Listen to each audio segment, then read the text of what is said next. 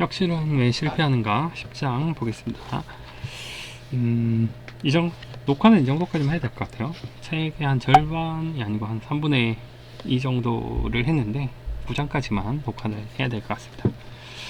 300억 달러짜리 처방전. 나머지 부분이 궁금하신 분들은 책을 사보는 게 좋겠죠. 300억 달러 처방전. 미국 EHR 시스템이 부작용을 낳은 이유는 무엇일까? 미국 의료 시스템을 재설계하는 국가 프로젝트. 2009년 2월 17일 미국은 경제 위기 한복판에 서 있었다. 금융 시스템은 붕괴 직전이었고 실업률도 치솟았다. 바로 그날 가치만 버락 오바마 대통령은 역사의 흐름을 바꿀 수도 있는 거대한 경기부양 체계에 서명했다. 7,870억 달러에 이르는 어마한 필수가 도입돼 미국 경기회복 및 재투자법은 말 그대로 무너진 경제를 살리기 위한 응급 처방이었다. 이 거대한 수많은 조항 사이에 작지만 야심만만한 계획 하나가 숨어있었다. 하이테크 법안이었다. 이는 낡은 제도를 조금 손보는 수준의 정책이 아니라 미국 의료 시스템의 DNA 자체를 바꾸려는 거대하고 담대한 국가 프로젝트의 시작을 알리는 신호탄이었다. 목표는 분명했다. 미국 전역의 병원 의사들이 수십 년간 써온 종이사태의 시대를 끝내고 전자건강기록이라는 새로운 디지털 시스템을 도입해 의료 서비스의 전환 품질을 근본적으로 개선하는 것이었다. 이처럼 거대한 디지털 전환을 위해 정부는 향후 10년간 300억 달러가 넘는 그야말로 천문학적인 돈을 쏟아붓기로 약속했다. 오바마 대통령이 이 기술이 낭비를 줄이고 관리주의를 없애며 같은 검사를 반복해서 받을 필요가 없게 만들고 수많은 생명을 구할 것이라고 선언했다. 기술이 만들어낸 유토피아적 미래였다. 환자 정보가 여러 병원 사이를 실시간 오가고 약 처방 시 실수와 오류가 발생할 수 있는 가능성이 원천 봉쇄되며 의료의 질을 높이고 비용을 획기적으로 낮추는 세상. 정부가 국민에게 보여준 청사진은 바로 이런 모습이었다.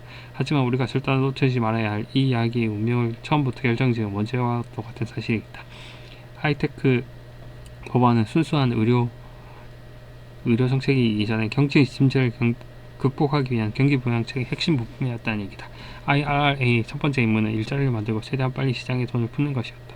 따라서 하이테크 법안의 무게중심은 의료 현장의 복잡한 현실을 섬세하게 살피며 시스템을 개선하는 것이 아니라 당장 IT 산업을 키우고 최대한 빠른 속도로 병원들을 디지털 세상에 밀어넣는 것에 맞춰줄 수밖에 없었다. 정책의 성공 기준은 진료 서비스의 품질과 편의 개선이 아니라 프로젝트의 속도와 규모가 되어버렸다. 바로 이 지점에 비극의 씨앗이 되었다. 급한 불을 끄라는 정치적 조감이 앞서다 보니 데이터가 병원의 시스템의 경계를 넘어 자유롭게 흘러가야 한다는 가장 근본적인 원칙을 강제하는 일은 뒷전으로 밀려났다. 그리고 훗날 거대 기술 기업들이 이익을 위해 환자 데이터를 울타리 안에 가두는 행태를 사실상 방치했다. 그로부터 10년이 지난 지금 이 300억 달러짜리 거대한 처방전은 어떤 결과를 낳았을까? 희망을 얻었었던 약속은 어떻게 되었을까? 이 원장은 그 답을 찾아가는 예정이다. 이 이야기는 단순히 의료계의 비싼 실패담이 아니다. 오늘날 우리 사회가 맹신하는 거대한 미래, 즉 빅데이터나 복잡한 시스템, 혹은 거창한 글로벌 솔루션이 모든 문제의 정답을 가지고 있을 것이라고 착각하는 통일한 경우다. 어떻게 이 위대한 디지털 약속이 미국 의료계 전체를 번아웃이라는 늪으로 몰아넣는지 지금부터 자세히 분석하려고 한다. 시세의 부품으로 전락한 것이다. 오바마 대통령이 희망찬 선언을 한 지 10년도 지나지 않아 미국의 진료실 풍경은 악몽과 같은 모습으로 변해갔다. 새로운 기술은 의사들을 행정 업무의 수령으로 몰아넣었다. 의사들은 환자와 눈을 맞추고 대화하는 대신 환자와 자신 사이에 놓인 모니터 화면을 보며 키보드를 두드리고 마우스를 클릭하는 데 대부분 시간을 보내야 했다. 저명 의사이자 작가인 아툴 가완디는 일을 더 잘할 수 있도록 믿었던 시스템이 거꾸로 내 삶을 온통 지배하게 됐다고 토로했다. EHR은 진료실에 난입한 이방인과 또 같은 존재였다. 의사와 환자의 공간이어야 할 진료실에 불쑥 들어와 대화의 흐름을 끊는 것도 모자라 자신에게 먼저 주목하라고 강하게 호소했다. 이 시스템의 관심사는 환자의 고통이 아니라 입력되는 데이터 사이의 정확성과 완결성이었고, 의사는 환자를 돌보는 보호자에서 시스템이 요구하는 바를 만족시켜야 하는 데이터 입력자로 전락했다. 의사와 환자 사이에서 가장 중요한 신뢰의 관계가 차가운 스크린 앞에 무너졌다. 이는 신기술 도입 초기에 통과의 일처럼 나타나는 부적응이나 변화에 대한 저항과 질적으로 다른 문제였다. 미국 의사협회와 의료정보 매체 매드스케이프가 2024년 작성한 보고서에 따르면 미국 의사의 절반에 가까운 49%가 번아웃을 토로했다. 번아웃은 정서적으로 완전히 고갈된 상태로 뿌리가 깊어지면 삶의 의미까지 상실할 수 있는 심각한 직업병이다. 의사들의 번아웃이 가장 큰 원인으로 뽑은 것은 과다운 업무 시간과 까다로운 환자가 아니었다. 그는 바로 차트 작성, 서류와 같은 행정 업무가 과다하기 때문이었다. EHR 시스템은 활활 타오르는 불길에 엎질러진 기름과 같은 존재였다. 이런 현상을 일찌감치 그것도 적나라하게 파헤친 것은 크리스틴 신스키 박사의 연구팀이었다. 그들은 2016년 의학저널 뇌과학회보에서 발표한 논문에서 의사들이 하루를 초단위로 분석한 내용을 실어 의료계에 매우 충격적인 결과를 추적했다. 의사들은 환자와 1시간 만나고 나면 거의 2시간 가까이 EHR 데이터 입력과 서류 작업에 쏟아붓고 있었다. 심지어 환자와 함께 있을 때조차 전체 시간의 37%를 환자가 아닌 컴퓨터 모니터를 보며 보냈다. 환자와의 교감, 병에 대한 깊은 고민의 시간은 컴퓨터가 요구하는 데이터를 입력하는 노동의 시간으로 바뀌었다. 업무는 진료실에서 끝나지 않았다. 의사들은 퇴근 후에도 잠못 차리며 다시 컴퓨터를 켜고 미처 입력하지 못한 데이터 입력 업무를 마무리해야 했다. 의료계는 이 끊임없는 야근을 파자마 타임이라는 씁쓸한 신조어로 부르기 시작했다. 신스키의 연구에서 의사들은 매일 한두 시간의 파자마 타임을 보냈다고 하는데 이 문제는 오늘날까지도 여전히 심각한 문제가 남아있다. 이처럼 기술은 의사의 삶과 경계를 무너뜨렸다. 의사들을 짓무르는 것을 또 있었다. 클릭 피로라고 불리는 끊임없이 반복되는 비효율적인 디지털 노동이 의사들의 정신을 갉아먹는다. 한 연구에 따르면 응급실 의사는 10시간 동안 평균 4,000번 정도 마우스 클릭하고 어떤 시스템에서는 타이틀을 한 가지를 처방하기 위해 62번을 클릭했다는 클릭이 필요했던 보고도 있다. 그뿐만 아니라 시스템은 환자의 안전을 최우선으로 여긴다며 수시로 경고창을 띄워 의사들에게 또 다른 제약을 초래했다. 바로 경고 피로 현상이다.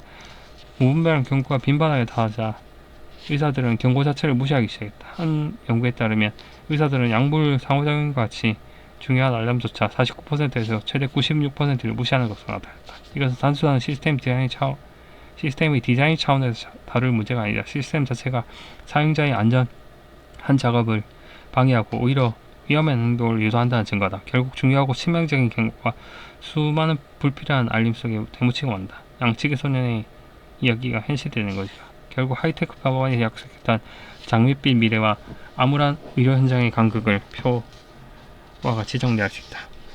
EHR 시스템이 실패한 이유.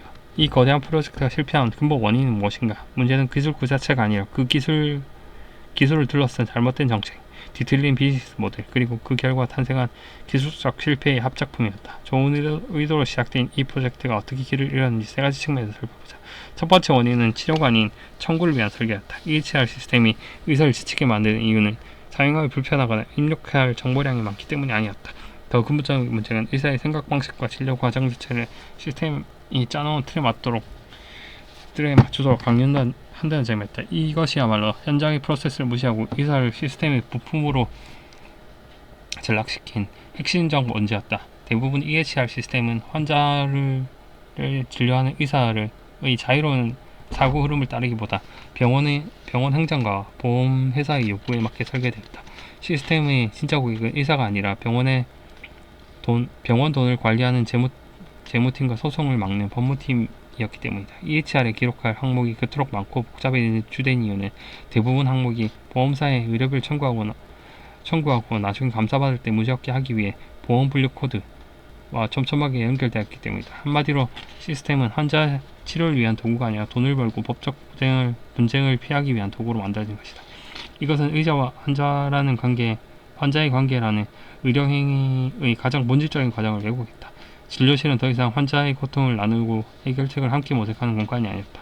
거대 솔루션 갭이 미리 짜놓은 데이터 입력 구조와 보험회사의 지불 기준을 만족하기 위해 작업 공간으로 변질되었다.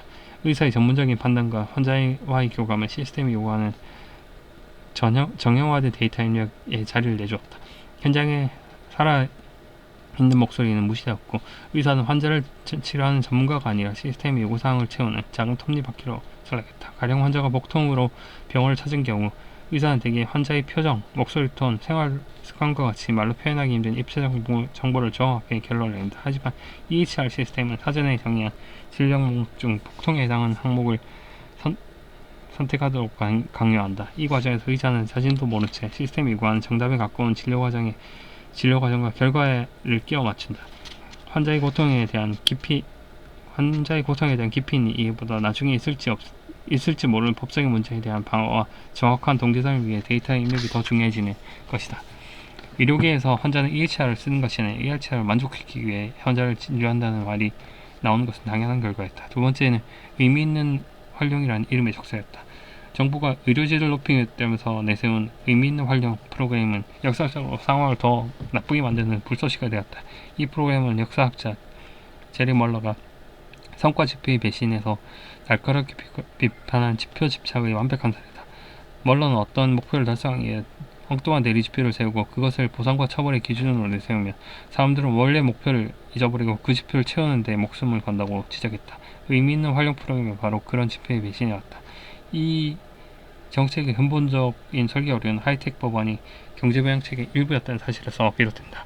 정부는 수십억 달러의 지원금을 빨리 소진해야 했고 그러려면 병원들이 규정을 잘 따르는지 간단하고 명료하게 확인할 방법이 필요했다. 그게 진료의 영업성이나 전문가의 판단 같은 지적 가치 대신 전체 환자의 80% 이상 현재 앓고 있는 병명을 기록하는 데이터 형식으로 기록할 것, 전체 외래 환자의 50% 이상에게 3일 안에 진료 예약서를 제공할 것 같은 딱딱한 정량적 목표를 요구했다.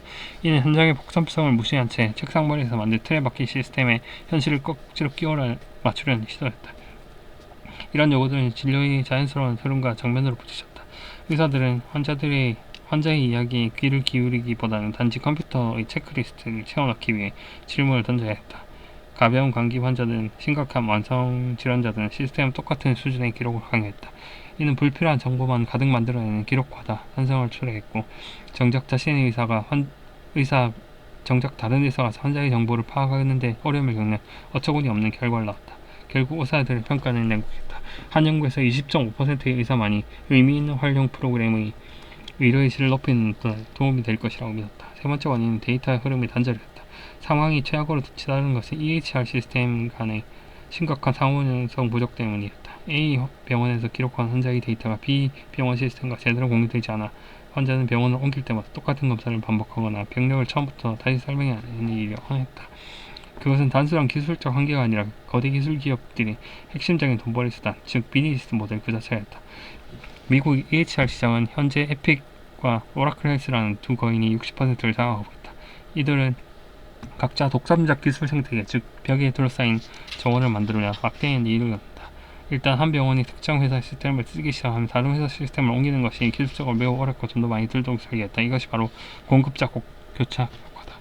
바로 이 지점에서 정부의 정치적 실패가 명확히 드러난다. 정부는 300억 달러를 투입해 거대한 시장을 열어주었으나 그 시장의 플레이어들은 데이터를 자유롭게 구현하도록 설계하고 임명하는 데 실패했다. 데이터가 자유롭게 흐르도록 처음부터 강제하지 않고 거대 기업의 비즈니스 모델에 끌려다닌 정치적 결정이 전체 시스템의 잠재력을 마비시킨 것이다.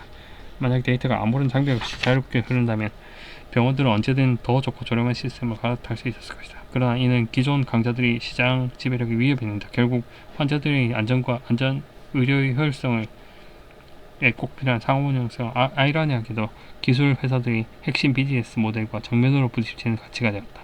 그 결과 미국 의료계는 수십억 달러를 부어 종이 기록이라는 낡은 창고를 훨씬 더 비싸고 뚫기 어려운 디지털 창고로 바꿨을 뿐이다. 세 가지 실패, 즉 돈은 계산을 위한 설계, 의미 없는 규제, 연결되지 않는 비즈니스 모델을 서로 맞물려 돌아가는 거대한 파멸의 톱니바퀴를 만들었다. 정부가 거대한 시장을 열어주자 기업들은 병원 행정가의 입에 맞는 시스템을 팔아 돈을 벌었고 한 번 시스템을 도입한 병원과 의사들은 아무리 불편해도 빠져나올 수 없는 번아웃의 덫에 갇혀버렸다. 데이터가 끊기면 생명력도 끊긴다. 이와 같은 시스템의 실패가 한 개인의 삶을 어떻게 파괴할 수 있는지 파비안 로니스키의 사례가 비극적으로 보여준다. 2015년 그는 뇌막염 증상으로 병원을 찾았다. 의사는 에픽이 제공하는 시스템 화면에 뇌척수액 검사가 필요하다는 소견을 분명히 입력했다. 하지만 처방은 병원 검사실의 시스템으로 정상되지 않았다. 두 시스템이 서로 소통되지 못하는 상호 운영성의 실패 때문이었다. 화면상으로 완벽해 보이던 이 기술은 기술적 결함으로 진단이 결정적인 며칠간 지연되었고 그 사이 바이러스는 그인에 돌이킬 수 없는 손상을 입혔다. 상호 운영성의 실패는 단순한 불편함에서 그치지 않고 한 사람의 생사를 가는 문제로까지 번질 수 있다. 탐사보도 전문 매체 카이저 헬스 뉴스 포천의 공동조사에 따르면 소프트웨어 결함이나 사용자 실수 그리고 시스템 간 단절이 단절이 유발한 환자 사망과 심각한 부상 사례 수장권이 정부와 민간 데이터베이스에 조용히 쌓여가고 있었다. 약물 목록이 제대로 업데이트되지 않거나 한 환자의 진료 기록이 다른 환자의 파일이 첨부되는 등 디지털 시대의 새로운 유형의 의료 사고가 계속해서 처했다. 2024년 정부 의료정보기술평가기관 KRAS가 발표한 EHR 상호운송 보고서 2024 보고서에는 이 문제가 여전히 심각하다는 것을 다시 한번 확인해 주고 있었다. 이거 너무 시스템 개발하는 입장에서, 시스템 개발자 입장에서 책을 쓰고 있어가지고 조금 재미가 없긴 하네요.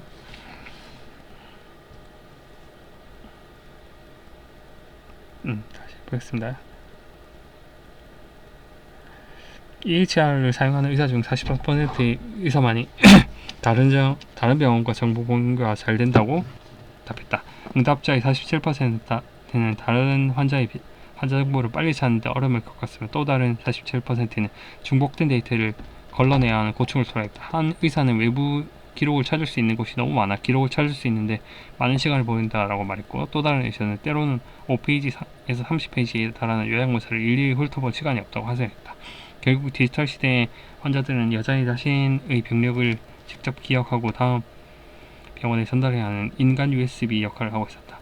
심지어 당시 미국 부통령 조 바이든조차 뇌종양으로 투병하는 아들의 진도 교육이 병원 제대로 전송되지 않아 말도 안 되는 악몽을 겪었다고 토로할 정도였다. 종이 차트 시대의 정보 단절은 적어도 모두가 알고 있는 알려진 위험이었다. 과거 아날로그 시대의 의사들은 정보 부재에 명확히 인지했다. 다른 병원에 기록이 없다는 것을 전제로 삼았기 때문에 환자에게 직접 과거 병력을 꼼꼼히 물어보면 그 정보의 공부에 어려웠다. 하지만 디지털 시대의 정보 단절은 늘 연결되게끔 완벽하게 관리되어 있다는 착각 속에 숨어있는 알려지지 않은 위험이다. 의사는 눈앞의 화면에 나타난 데이터에 문제가 없을 것이라고 믿기 쉽다. 결국 의사가 인지하지 못하는 이 보이지 않는 데이터 공백이 환자의 안전을 위협하는 심각한 의료사고의 잠재적 원인이 되는 것이다. 인공지능이라는 진동제의 잠재적 부작. EHR이 낳은 거대한 집단 번아웃 위기 앞에서 기술 제공 업체들은 새로운 해결책을 내놓았다. 바로 의사와 현재들이 대화를 알아듣고 진료 기록을 만들어주는 똑똑한 인공비서 앰비언트 AI이다. 이 AI 기사는 의사를 끝없는 클릭의 늪에서 구해줄 구원투수로 떠오르고 있다. 초기 연구 결과는 희망적이었다. AI 비서를 썼더니 진료 기록 작성 시간이 줄고 의사의 스트레스가 감소했으며 일의 만족도가 높아졌다는 보고들이 나오고 있다. 하지만 이 새로운 기술에 섣불리 낙관해서는 안 된다. 우리는 10년째 EHR이 약속했던 장밋빛 미래가 어떻게 180도 다른 양상으로 실현되는지 목격했다. 바로 이 지점에서 비평가 예브게니 모로조프가 날카롭게 지적하는 기술 만능주의의 방향이 아른거린다. 기술 만능주의란 복잡한 사회적 시스템적 문제를 기술 하나로 해결할 수 있다고 믿는 경향을 말한다. 즉 문제의 근본 원인은 그대로 둔 채 그로 인해 생긴 증상을 또 다른 기술로 덮는 시도다. 2000년대에는 문제가 종이의 수기로 기록하는 것이라서 EHR을 처방했다면 이제는 문제가 EHR이니 AI를 처방하는 시기다. 그러나 이런 접근은 AI 기술이 가진 고유하고 본질적인 위험을 보지 못하는 것이다. 첫째, AI는 있지도 않은 사실을 진짜 사실인 것처럼 그렇게 꾸며내는 할루시네이션 현상을 일으킬 수 있다. 이는 의료 현장에서 치명적인 실수로 이어질 수 있다. 예를 들어 법률 전문가의 경고처럼 의사가 0.5mg을 처방한다고 말했는데 이것을 AI가 5mg으로 잘못 기록할 수도 있다. 만약 의사든 누구든 이를 제대로 점검하지 않으면 끔찍한 의료사고로 이어질 수 있다. 둘째, AI는 훈련 데이터에 존재하는 편견을 그대로 배우고 더 크게 만들 수 있다.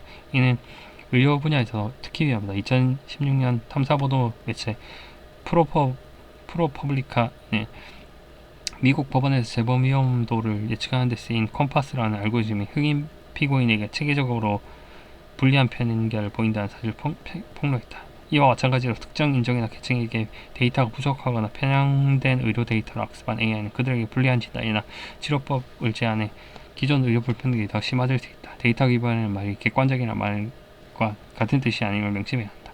셋째, 자동화 편향. 자동화 편향의 위험성을 경계해야 한다. 이는 인간의 자동화된 시스템이 내놓은 결과를 비판 없이 받아들이려는 경향을 말한다. 하루 종일 수십 명의 환자와 상담을 하는 지친 의사는 AI가 생성한 그럴듯한 요약본을 꼼꼼히 검토하지 않고 생이부스를 갈 수 있다. 이럴 경우 AI가 아닌 의사에게 책임이 돌아가지만 시스템 자체가 그런 실수를 하도록 유도하는 것이나 마찬가지다. 그러나 가장 본질적인 문제는 따라올 때 AI 비서는 의사들이 진료기를 목록을 작성하는 시간을 줄여줄지는 몰라도 애초에 왜 그렇게 길고 복잡하며 의학 외적인 정보로 가득 찬 서류 뭉치를 만들어야만 하는지에 대한 근본적인 질문에는 대답하지 않는다. AI는 보험 청소와 법적 방어를 위해 태어난 번아웃 유발자라는 괴물에게 더 쉽게 먹이를 던져줄 수 있게 해줄 뿐 그 괴물을 없애주지는 않는다. 저명한 의료정보학자 로버트 와처는 우리가 EHR 도입 과정에서 저지른 실수를 AI로 다시 반복할 위험이 있다고 권고했다. 그는 우리가 종이 차트 기반의 고루한 업무 방식을 EHR에 그대로 옮겨 심은 것처럼 망가진 EHR 업무 방식을 AI에 그대로 옮겨 심으려 한다고 비판한다. 근본적인 프로세스 액션 없이 기술만 덮으면 미래의 실패를 확정지을 뿐이다. 의료계의 번아웃에 새겨진 기억. 10년에 걸친 미국 의료계의 값비싼 실패는 단순히 기술 도입뿐만이 아니다.